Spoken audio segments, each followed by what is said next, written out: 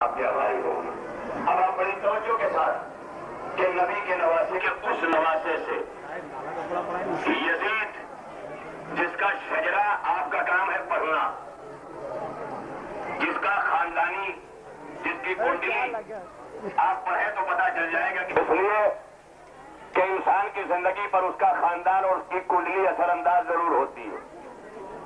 جیسے ماں کا دودھ ہوگا، جیسے باپ کا خون رگوں میں ہوگا، وہ اثر دکھاتا ہے۔ جو نبی کا لعاب چوس کر بڑھا مقدس ہے، وہ حسین کے یہاں طہارت ہے، وہ پاکیزگی ہے، اور اس حسین سے بیعت کا مطلب یہ ہے کہ اب یزید کے ہاتھ پہ حسین بیعت کر دے، اس کا مطلب یزید جو منمانی چاہے وہ کرے، اور اگر بیعت نہیں کر رہے تو سر قلم کر دیا جائے۔ حسین مدینے ہی میں اپنا سر دے دیتے، لیکن پھر مدینے ہی کے اندر یہ سارا قصہ تمام ہو جاتا، اور جو شام سے لے کے کوفہ تک ہر طرف یزیدیت کے جال بکھرے ہوئے تھے پہلے سے، جہاں پر اتنا غلط پروپیگنڈا حسین کے بابا کے لیے کیا گیا تھا، وہ سب کے سب وہی رہ جاتا اور حسین اپنا سر دے دیتے۔ اس لیے مدینہ چھوڑ دیا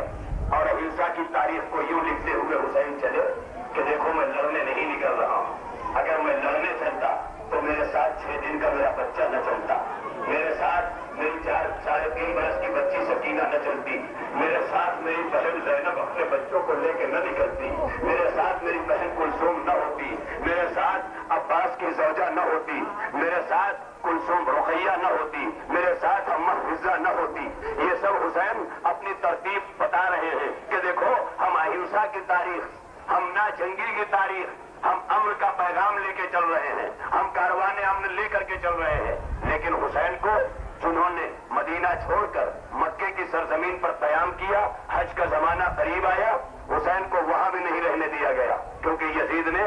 حاجیوں کو آستینوں میں خنجر دے کر کے بھیجا تھا۔ اس سے تو ایک بات پتا چلتی ہے نا کہ اگر کوئی حج بھی پڑھ رہا ہو تو اس کے حاجی ہونے پہ بھروسہ نہ کرنا، اس کی بھی آستینوں میں خنجر ہو سکتا ہے۔ غور کر رہے ہیں آپ؟ یعنی حاجی اس وقت کا یزید جس کے ہاتھوں میں خنجر دے کے جن لوگوں کے بھیجے ہوئے تھا، وہ 40 لوگ تھے کہ اگر حسین حجر اسود کا بوسہ بھی لے رہے ہوں تو انہیں قتل کر دیا جائے۔ حسین نے وہ جگہ بھی چھوڑ دی۔ 2 محرم کو وارد کربلا ہوئے، 2 محرم سے 7 محرم تک حسین کے خیام لگائے جا رہے ہیں، یہاں سے وہاں ہو رہے ہیں، یہاں مخالفت وہاں مخالفت۔ حسین نے ابھی اطمینان کا سانس بھی کربلا میں نہ لیا تھا کہ 7ویں محرم سے ان پر پانی بند کر دیا گیا۔ چھوٹے چھوٹے بچے ہیں، اور اب پانی بند ہوتے ہی یہ عالم ہوا کہ چھوٹے چھوٹے بچے، چھوٹی چھوٹی بچیاں ہاتھوں میں کوزے لے ہوئے، وہ عرب کی دھوپ، وہ عرب کی تپش، وہ ریت کا ماحول، وہاں پر پیاس اور زبان پپڑائی ہوئی ہے، ہونٹ پپڑائے ہوئے ہیں، پپڑیاں پڑی ہوئی ہیں، بچے اور کچھ نہیں مانگ رہے ہیں۔ العطش العطش کی صدائیں بلند کی، وہ خواتین، وہ مخدرات عصمت، جیسے ہی شام